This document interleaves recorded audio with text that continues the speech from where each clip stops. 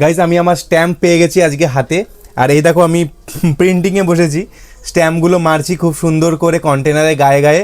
এ দেখো সব কন্টেনারে মেরে ফেলেছি, আর দারুণ কিন্তু লুকস আসছে, দেখো পুরো মনে হচ্ছে ব্র্যান্ডেড। এখানে আমি ধোসার প্যাকেটেরও মেরেছি, এগুলোতে আমি ধোসা দিই, এই দেখো পুরো, এই দেখো। আর এইদিকে আমার মা এখন যাচ্ছে বাজার করতে, আজকে বুধবার, আজকে আমরা বাজার করতে যাই। তো তোমাদেরকে কয়েকটা স্ট্যাম্প মেরে দেখাই, চলো।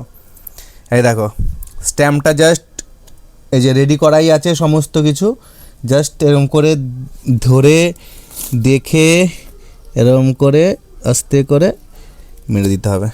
এই কিছু কিছু এগুলো মানে করতে করতে হাতটা সেট হয়ে গেলে তখন কিন্তু এরকম আবছা হবে না, একটু আবছা হয়ে যায় তলার দিকটা করে। তো এগুলো মানে করতে করতে হাতটা সেট হয়ে যাবে, তখন আর কোনো সমস্যা হবে না। আর একটা মেরে দেখি,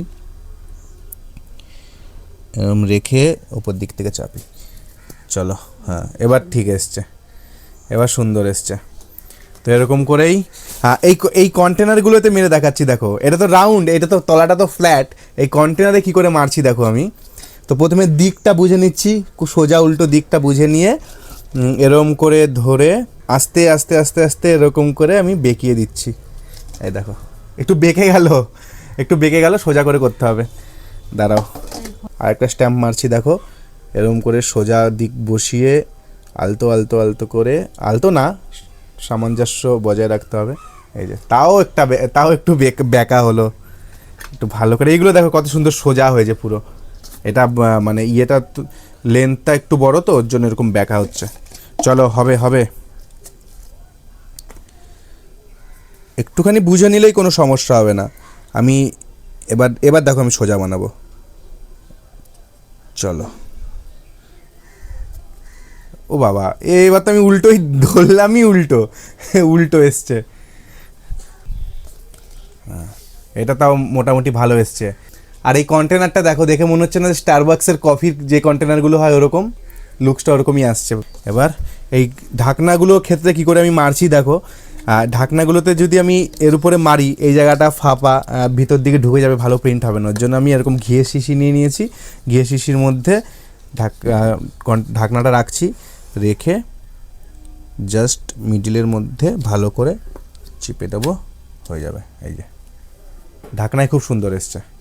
এরকম ধরো ঢাকনার মধ্যেও প্রিন্ট করে নিয়েছি, আর এইদিকে স্ট্যাম্প, আর এইদিকে কন্টেনারেও, এই দেখো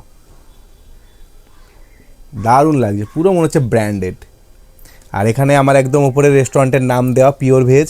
আমি এখানে যা যা লেখার সব লিখে দিয়েছি। আর এখানে আমি ফোন নাম্বার বা ঠিকানা ইউজ করিনি, কেন ইউজ করিনি আগের ভিডিওতে বলেছি, তোমরা ভিডিওটা দেখে আসতে পারো ওর জন্য। আর গাইস মা এদিকে মান্থলি মাল নিয়ে চলে এসছে। তো এই যে আমার ভাগনা এসছে, তো ভাগনা আর আমি এখন মালগুলো নামাবো। ভাগনা শুরুও করে দিয়েছে মাল নামানো। বাবা এই মাল নিয়ে আসো, মাল নামিয়ে নিয়ে আসো। আচ্ছা ঠিক আছে, পামু নামাও, মাল নামাও। চলো, এটা মনে হয় ময়দা নাকি না ডাল ঠাল হবে, আমাদের মুদিখানা মাল এগুলো। এই পেটিগুলোর মধ্যে সব আরও জিনিসপত্র রয়েছে, চিনি থেকে শুরু করে। তোমরা হয়তো ভাবতে পারো যে আমার মায়ের সাথে আমি কেন গেলাম না এই মুদিখানার মাল আনতে।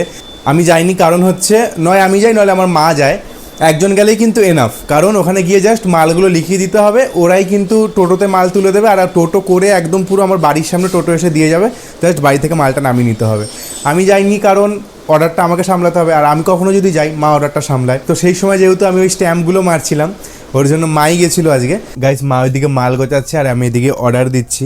এই যে আমাদের অর্ডার এসছে, রুটিটা মা বানিয়ে দিয়ে গেল, 3খানা রুটি, আর এইদিকে আমাদের কাশ্মীরি আলুর দম। এই দেখো আমাদের মার্কেটিংয়ের নতুন স্ট্যাম্প। তো এইদিকে আমাদের কাশ্মীরি আলুর দম হয়ে গেছে, আর আমাদের রুটিও হয়ে গেছে। এটা একটা অর্ডার, আর একটা অর্ডার এই যে পনির মশলা ধোসা। হ্যাঁ দিচ্ছি, পনির মশলা ধোসা। তার জন্য কিন্তু ধোসাটাও আমাদের রেডি, দিয়ে দিই। রাইটারও চলে এসছে আমাদের, একটা গিট মেরে নিই। হ্যাঁ গাইস, আর আমাদের এই ধোসার প্যাকেটে কিন্তু আমরা এই স্ট্যাম্পটা ইউজ করতে পারলাম, কিন্তু এই অ্যালুমিনিয়াম ফয়েল যেগুলো রয়েছে, এই যে আমি একটা ট্রাই করেছিলাম, বুঝতে পারছো নাকি তোমরা জানি না, এইগুলোতে কিন্তু এই কালিগুলো আটকাচ্ছে না, বা আমাদের এই ক্যারি ব্যাগগুলোতেও কিন্তু এই কালিটা ইউজ করা যাবে না। তো ওর জন্য কিন্তু গাইস আলাদা রকমের কালি পাওয়া যায়। আমি কথা বললাম ওই দাদার সাথে, বললো ওই কালিগুলো নিলে কিন্তু আমরা এই প্লাস্টিকেও মারতে পারবো। তো আপাতত আমি এগুলোতেই দিই, কন্টেনারে আর ধোসার প্যাকেটেই দিই।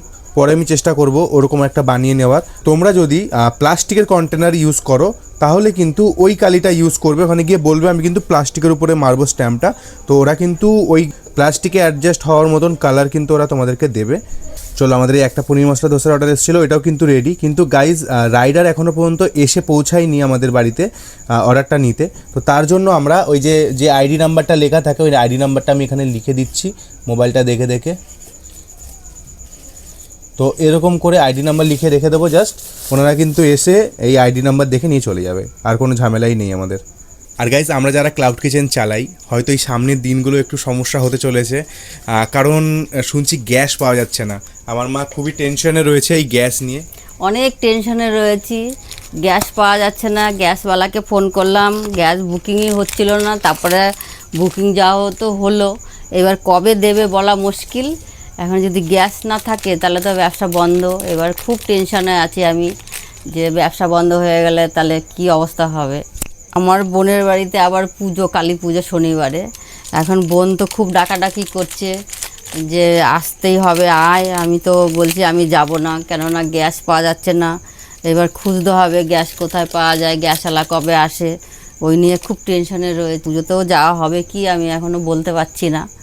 বোন তো খুব ডাকে, প্রতি বছরই পুজোটা করে। এবার ডাকাডাকি করছে আয় আয়, না গেলেও তো খারাপ দেখায়। এখন দেখি কি হয়। মাল তো সব আনা হয়েছে, এবারটি ব্যবসাটা চালাতে পারবো না কি গ্যাসের জন্য বলতে পারছি না সেটা। গ্যাস না পেলে ব্যবসাটা কি করে চালাবো।